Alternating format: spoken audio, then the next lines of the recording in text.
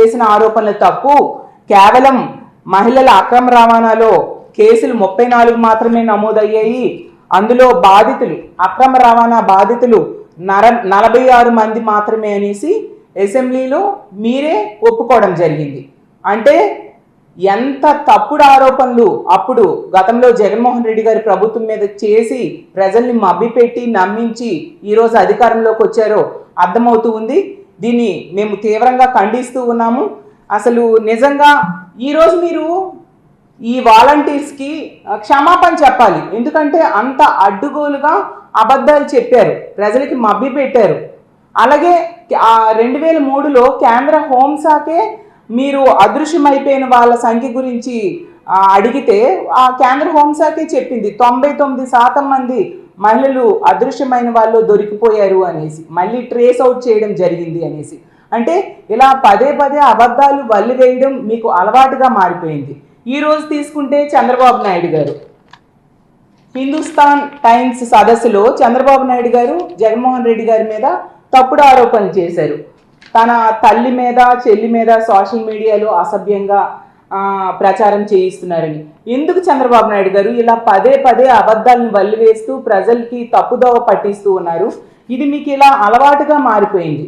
గతంలో వైఎస్ఆర్ కాంగ్రెస్ పార్టీ అధికారంలో ఉండేప్పుడే ఇలా విజయమ్మ గారి మీద, షర్మిల గారి మీద, అలాగే సునీత గారి మీద తప్పుడు అకౌంట్లు, ఫేక్ అకౌంట్లు సృష్టించి, అది కూడా YSR Congress party social media activist అయిన వర్రా రవీంద్రారెడ్డి అనే వ్యక్తి పేరు మీద తప్పుడు అకౌంట్లు టీడీపీ సానుభూతి పరుడైన ఉదయ్ అనే వ్యక్తి సృష్టించి, విశాఖపట్నంలో వ్యక్తి సృష్టించి తప్పుడు ప్రచారం చేశాడు అనేసి అప్పుడే తేలిపోయింది. పోలీసులు అతన్ని అరెస్ట్ చేయడం కూడా జరిగింది. మీ అనుకూల పత్రికల్లో ప్రచురించారు, అన్ని మీడియాలో కూడా వచ్చాయి. అంతగా నిజాలు బట్టబయలైనా కూడా, మీరే ఇలాంటి తప్పుడు పని చేసినా కూడా మళ్ళీ ఇప్పటికి కూడా అలాంటి తప్పుడు ఆరోపణలు చేస్తూ మళ్ళీ ప్రజలను మభ్య పెట్టడానికి ఎందుకు మీరు ప్రయత్నిస్తూ ఉన్నారు? గతంలో కూడా ఎన్టీ రామారావు గారి మీద అసభ్యకరమైన పోస్టులు మీరు పెట్టించారు. ఆ రోజు తీసుకుంటే మోడీ గారి భార్యనే మీరు విమర్శించారు. అలాగే పవన్ కళ్యాణ్ గారి తల్లిని 5 కోట్లు పైగా ఖర్చు పెట్టి ఐటీడీపీ వాళ్ళు ఆవిడ్ని తిట్టారు అని చెప్పి సాక్షాత్తు పవన్ కళ్యాణ్ గారే చెప్పడం జరిగింది. లోకేష్ గారు కూడా ట్వీట్ చేశారు ఆ రోజు. ఈ అన్ని తప్పులు మీరు చేసి మళ్ళీ తిరిగి మా జగన్మోహన్ రెడ్డి గారి మీద ఈ విధంగా తప్పుడు ఆరోపణలు చేయడం ఎంతవరకు సమంజసం? అలాగే మొన్న చూస్తే విజయమ్మ గారి కారు ప్రమాదం గురించి 2 సంవత్సరాల క్రితం జరిగిన ఇష్యూని పట్టుకొని ఇప్పుడేదే జరిగినట్టుగా మళ్ళీ జగన్మోహన్ రెడ్డి గారి మీద తప్పుడు ప్రచారం ప్రారంభించారు. కానీ విజయం గారే స్వయంగా వచ్చి దాన్ని ఖండించాల్సిన అవసరం పడింది. ఇంత ఘోరంగా మీరు తప్పుడు ప్రచారం చేస్తూ వెళ్తూ ఉంటే ఇది ఎంతవరకు సమంజసం? అలాగే తీసుకుంటే మీరు తప్పుడు ప్రచారం చేయడము, మీ అనుకూల మీడియా ద్వారా దాని ప్రచారం మరింత ఉధృతి చేయడం, పతాక శీర్షికల్లో రాయడం మీకు ఒక అలవాటుగా మారిపోయిన విషయం ప్రజలు గమనిస్తూ ఉన్నారు. ఎప్పటికైనా మీరు ఎలాంటి తప్పుడు ఆరోపణలు మానుకోవాల్సిందిగా చంద్రబాబు నాయుడు గారి నుంచి కోరుతూ ఉన్నాను. అసలు మీరు ఆ హిందుస్థాన్ టైమ్స్ సదస్సులో పార్టిసిపేట్ చేసిన టైంలోనే మనం చూసుకుంటే విజయనగరంలో మహిళల మీద అసలు రాష్ట్రంలో ఎన్నో అఘాయిత్యాలు జరుగుతూ ఉన్నాయి. ఈరోజు విజయనగరంలో ఒక టీచర్, అతని కుటుంబ సభ్యులందరూ కూడా టీడీపీ సానుభూతి పరులు, ఒక స్టూడెంట్ తాలూకా తల్లికి లైంగిక వేధింపులు చేయడం జరిగింది. అలాగే తీసుకుంటే నిన్న ఆర్టీసీ మహిళా కండక్టర్పై మీరు ఈ మధ్య బాగా మద్యం షాపులు ఎంకరేజ్ చేశారు. ప్రైవేట్ మద్యం షాపులు చూస్తే రోజుకో వీధుల్లో కూడా బెల్ట్ షాపులు దొరుకుతూ ఉండే పరిస్థితి. ఆ మద్యం తాగిన ఒక వ్యక్తి చాలా అసభ్యకరంగా మహిళా కండక్టర్తో బిహేవ్ చేయడం జరిగింది. ఇలా తీసుకుంటే విశాఖపట్నం డిస్ట్రిక్ట్ పెదగంట్యాడిలో మొన్న మనం చూసాము, ఒక ప్రేమోన్మాది ఒక మహిళపై హత్యాయత్నం చేయడం జరిగింది. ఈరోజు కూడా ఆ వ్యక్తిని మీరు అరెస్ట్ చూపించలేదు. అంటే మీరు ఇలాంటి తప్పుడు ప్రచారాలు జగన్మోహన్ రెడ్డి గారి మీద, వైఎస్ఆర్ కాంగ్రెస్ పార్టీ అధినేత అయిన జగన్మోహన్ రెడ్డి గారి మీద ఇలాంటి తప్పుడు ప్రచారాలు అంత సదస్సులో, హిందుస్థాన్ టైమ్స్ సదస్సులో ఇలాంటి తప్పుడు ప్రచారాలు చేయడం మీద పెట్టే దృష్టి, ఇలా మహిళల మీద ఇన్ని అఘాయిత్యాలు ఈ ఆంధ్రప్రదేశ్ రాష్ట్రంలో జరుగుతూ ఉన్నాయి కదా, ఆ మహిళల రక్షణ కోసం మీరు పెట్టుంటే ఎంతో బాగుంటుంది, మహిళలకి రక్షణ దొరుకుతుంది. అది మానేసి ఎంతసేపు తప్పుడు ప్రచారం మీద మీరు దృష్టి పెడుతూ ఉన్నారు. ఈరోజు తీసుకుంటే ఆంధ్రప్రదేశ్ రాష్ట్రంలో ప్రజలు జగన్మోహన్ రెడ్డి గారిని తలుచుకుంటూ ఉన్నారు. జగనన్న ఉంటే మా పరిస్థితి వేరేగా ఉండేది, ఈరోజు చాలా ఇబ్బందులు పడుతున్నాము అని చెప్పి అప్పుడే ప్రభుత్వం మీద వ్యతిరేకత ప్రారంభమైంది.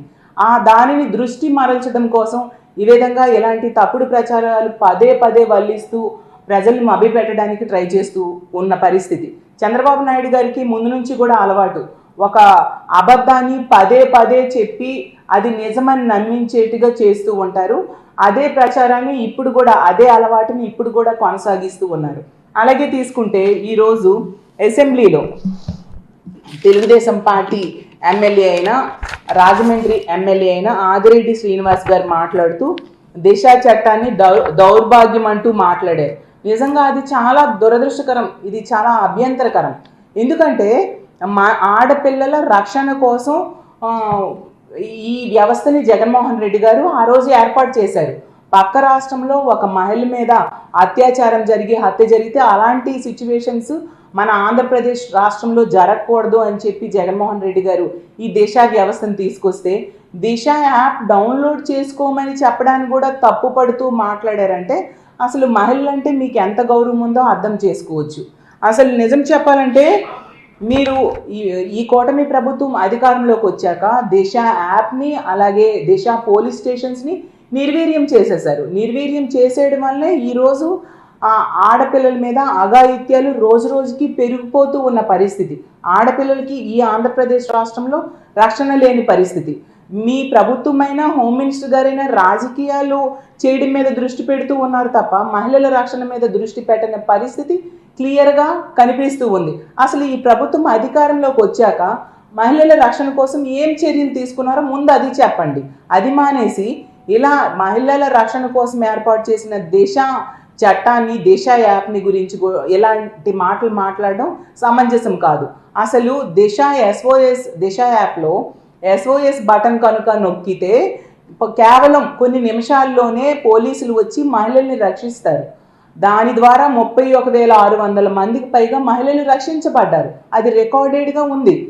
అలాగే 1,56,00,000 మంది మహిళలు దాన్ని డౌన్లోడ్ చేసుకున్నారు. ఇంతగా ఆ వ్యవస్థ ప్రజలకి ఉపయోగపడింది కాబట్టే అంతమంది దాన్ని డౌన్లోడ్ చేసుకోవడం జరిగింది. అలాంటి మంచి వ్యవస్థని మహిళల రక్షణ కోసం ఏర్పాటు చేయబడిన దిశ యాప్కి అవినీతి మరకలు అంటించడానికి ఆదిరెడ్డి వాసు గారు ప్రయత్నించడం చాలా దారుణం. మేము తీవ్రంగా దీన్ని ఖండిస్తూ ఉన్నాము. మీకు ఒకటే చెప్తున్నాను, మహిళల రక్షణ మీద బాధ్యతగా వ్యవహరించండి, మహిళల రక్షణ కోసం చర్యలు తీసుకోండి. అది మానేసి మహిళల రక్షణను గాలికి వదిలేసి మీరు మహిళల రక్షణని గాలికి వదిలేయడం వలన ఎంత ఘోరంగా ఇన్ని అఘాయిత్యాలు, ఇన్ని అత్యాచారాలు మహిళల మీద జరుగుతున్నాయి, హత్యలు జరుగుతూ ఉన్నాయి. అయినా కూడా ఆ కుటుంబాలకి భరోసా ఇవ్వట్లేదు. దానివల్ల ఈ దుర్మార్గులు మరింతగా పెట్టరేగిపోతూ ఉన్నారు. అలాగే మీరు గంజాయి కానీ మద్యాన్ని కానీ కంట్రోల్ చేయట్లేదు. దానివల్ల మరింతగా ఇలాంటి సంఘటనలు పెరిగిపోతూ అఘాయిత్యాలు లాంటివి పునరావృతం అవుతూ ఉన్న పరిస్థితి. కాబట్టి మీరు ఇలాంటి మంచి వ్యవస్థలు నిర్వీర్యం చేయడం బదులు మహిళల రక్షణ మీద దృష్టి పెట్టాల్సిందిగా మిమ్మల్ని కోరుతున్నాను. అలాగే చంద్రబాబు నాయుడు గారైనా పవన్ కళ్యాణ్ గారైనా ఆ రోజు అంతగా తప్పుడు ఆరోపణలు చేశారు, తప్పుడు ప్రచారం చేశారు ఈ వాలంటీర్ వ్యవస్థ మీద. అలాగే మహిళల అక్రమ రవాణా కోసము, అలాగే మహిళల అదృశ్యం అవడం కోసం కూడా చాలా తప్పుడు ఆరోపణలు చేశారు. కాబట్టి మీరు ఖచ్చితంగా వాలంటీర్స్ని క్షమాపణ కోరాల్సిన అవసరం ఉంది. అలాగే మీ ప్రభుత్వమే ఒప్పుకుంది ఈరోజు ఇంతమంది ఇంత 34 కేసులు మాత్రమే అక్రమ రవాణా కేసులు ఉన్నాయి అనేసి. అంటే మీరు స్వయంగా ఆ రోజు ప్రతి మీటింగ్లో కూడా మాట్లాడిన మాటలు తప్పు అని మీ ప్రభుత్వమే ఈరోజు ఒప్పుకుంది. అంటే మీరు ఎంత ఘోరంగా తప్పుడు ప్రచారం చేసి అధికారంలోకి వచ్చారు, జగన్మోహన్ రెడ్డి గారి మీద తప్పుడు ప్రచారం చేసి ప్రజలను మభ్యపెట్టి అధికారంలోకి వచ్చారనేది మీ ప్రభుత్వమే అడ్డుకుంది అనే విషయాన్ని మీరు గమనించాలి. ఆ తప్పుడు ప్రచారానికి మీరు క్షమాపణ చెప్పాల్సిన అవసరం ఉంది. అలాగే తీసుకుంటే జగన్మోహన్ రెడ్డి గారు ముఖ్యమంత్రిగా ఉండేప్పుడు మహిళల రక్షణ కోసం ఎన్నో చర్యలు తీసుకున్నారు. ఎంతగానో మహిళల రక్షణ కోసం పెద్దపీట వేయడం జరిగింది. ఆ రోజు తీసుకుంటే దిశ యాప్, దిశ చట్టము, అమలు కోసం ఎన్నో వ్యవస్థలను తీసుకొచ్చారు. దిశ చట్టం అనేది కేంద్రంలో పెండింగ్లో ఉన్నా కూడా దానిలో ఉన్న అంశాలన్నీ అమలు చేయడం కోసం ఈ రాష్ట్రంలో ఎన్నో వ్యవస్థలను తీసుకొచ్చారు. దిశ పోలీస్ స్టేషన్స్ అయితేనేమి, అందులో డిఎస్పీ స్థాయి అధికారులను ఏర్పాటు చేయడం అయితేనేమి, ఫాస్ట్ ట్రాక్ కోర్టులు ఏర్పాటు చేయడం అయితేనేమి, ఫోరెన్సిక్ ల్యాబ్స్ ఏర్పాటు చేయడం అయితేనేమి, అలాగే దిశ యాప్లో ఎవరైనా SOS బటన్ నొక్కితే వాళ్ళని రక్షించడం కోసం 2 వీలర్ వెహికల్స్ 4 వీలర్ వెహికల్స్ని ఏర్పాటు చేసి తక్షణమే అక్కడికి వచ్చి మహిళలను రక్షించడం మీద ఇన్ని రకాలుగా ఈ వ్యవస్థని బలోపేతం చేయడం కోసం ఎంతగానో కృషి చేశారు. 0 FIRని పెట్టడం జరిగింది. అలాగే వార్డు గ్రామ సచివాలయాల్లో మహిళా పోలీసులను ఏర్పాటు చేశారు. అసలు మహిళల రక్షణ కోసం పెద్దపీట వేసిన వ్యక్తి జగన్మోహన్ రెడ్డి గారు. ఈరోజు ఆంధ్రప్రదేశ్ రాష్ట్రంలో ఉన్న మహిళలందరూ కూడా చాలా బాధపడుతూ ఉన్నారు. జగన్మోహన్ రెడ్డి గారిని తలుచుకుంటూ ఉన్నారు. అయ్యో, జగనన్న ముఖ్యమంత్రిగా ఉండేటప్పుడు మేము చాలా ధైర్యంగా బ్రతికే వాళ్ళము. ఆ రోజు గాంధీ గారు చెప్పినట్టుగా అర్ధరాత్రి అయినా ఆడపిల్ల నడిచి వెళ్ళే పరిస్థితి ఉండేది జగన్మోహన్ రెడ్డి గారి ప్రభుత్వంలో. ఈరోజు మహిళల రక్షణ ఈ కూటమి ప్రభుత్వం గాలికి వదిలేసింది.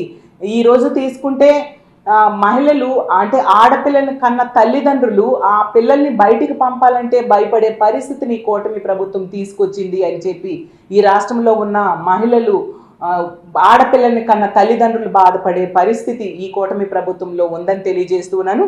కాబట్టి ఎప్పటికైనా ఇలాంటి తప్పుడు ప్రచారాలని ఆపి ప్రజల ముఖ్యంగా మహిళల రక్షణ కోసం దృష్టి పెట్టాల్సిందిగా చంద్రబాబు నాయుడు గారిని, పవన్ కళ్యాణ్ గారిని, అలాగే కూటమి ప్రభుత్వంలో ఉన్న ఎమ్మెల్యేలని, మంత్రుల్ని కోరుకుంటూ ముఖ్యంగా వాలంటీర్స్కి క్షమాపణ చెప్పాల్సిందిగా కోరుకుంటూ సెలవు తీసుకుంటున్నాను.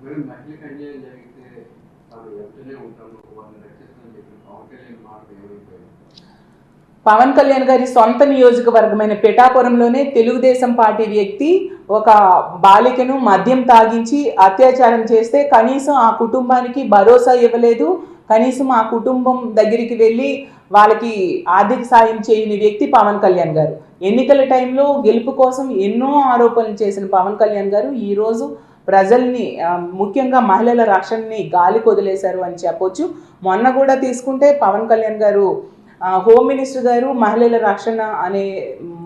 రక్షణ విషయంలో హోమ్ మినిస్టర్ గారు ఫెయిల్ అయ్యారు అనే విషయాన్ని పవన్ కళ్యాణ్ గారే చెప్పడం జరిగింది. కాబట్టి మహిళల రక్షణని ఈ కూటమి ప్రభుత్వం పూర్తిగా గాలికి వదిలేసింది అనే విషయాన్ని ప్రతి ఒక్కరూ గమనిస్తూ ఉన్నారు. ప్రజలు కూడా దీన్ని గమనించారని తెలియజేస్తున్నారు.